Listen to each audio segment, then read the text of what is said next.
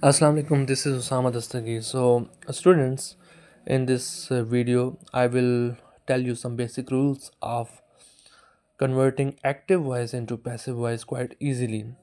I have picked only one tense for today's video, that is present indefinite tense. But the difficulty in this video would be that you have to follow the paragraphs from the start as I have no indicator for you. Students, सबसे पहले आप ऊपर वाला paragraph देखें. How to convert active voice into passive voice. Students take this as an uphill task, but there are some basic rules through which we can get the sense out of it. Where the blue line is coming, you feel that I am there. First of all, present indefinite tense. There are some rules we can pick out. मैं आपको कुछ rules समझा देता हूँ. Present indefinite tense को passive voice में convert करने के लिए आपने इज़, एम और आर को as a helping verb use करना है. ये इनके हेल्पिंग वर्ब्स हैं, plus third form of verb deploy होगी.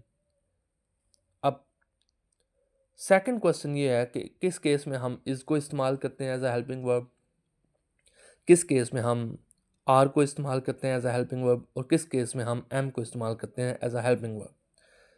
उसका आंसर ये है कि if the object is singular, यानी अगर जुमले के एंड वाला, सबसे एंड वाला जो वर्ड है उसको ऑब्जेक्ट का नाम दिया जाएगा, वो अगर आपका सिंगुलर है यानी वो अकेला सेंस दे रहा है, सिंगल सेंस दे रहा है, तब हम इस्तेमाल करेंगे इज़.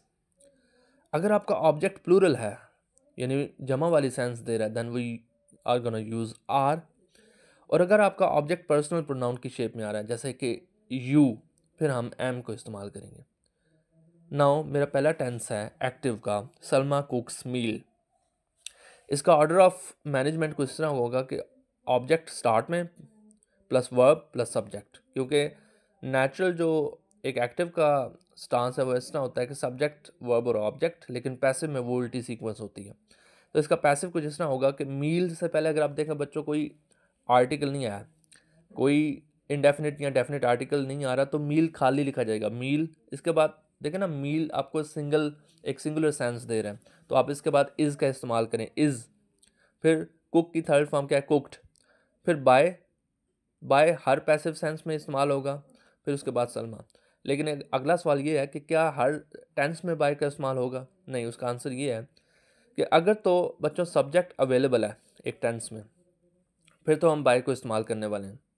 लेकिन अगर परफॉर्मर आपका सब्जेक्ट अवेलेबल नहीं है, फिर हम बाय इस्तेमाल नहीं करेंगे. उसकी एग्जाम्पल भी मैंने रखी है, लास्ट पे आपको मिलेगी.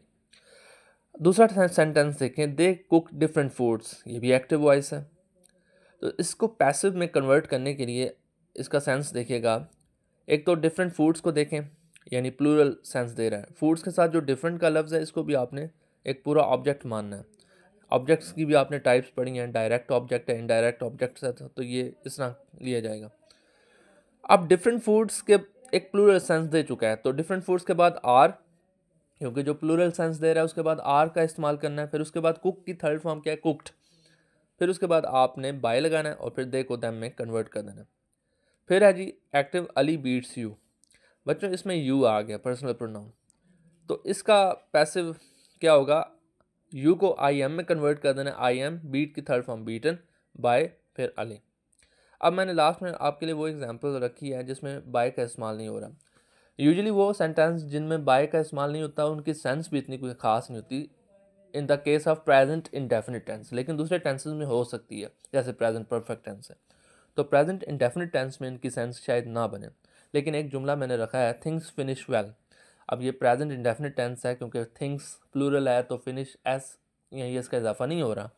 आपको पता चल गया, टेंस की आइडेंटिफिकेशन आपको हो गई है. बच्चों सबसे पहला काम आपको टेंस की आइडेंटिफिकेशन करनी है कि what that case is, present indefinite tense है या कौन सा टेंस है.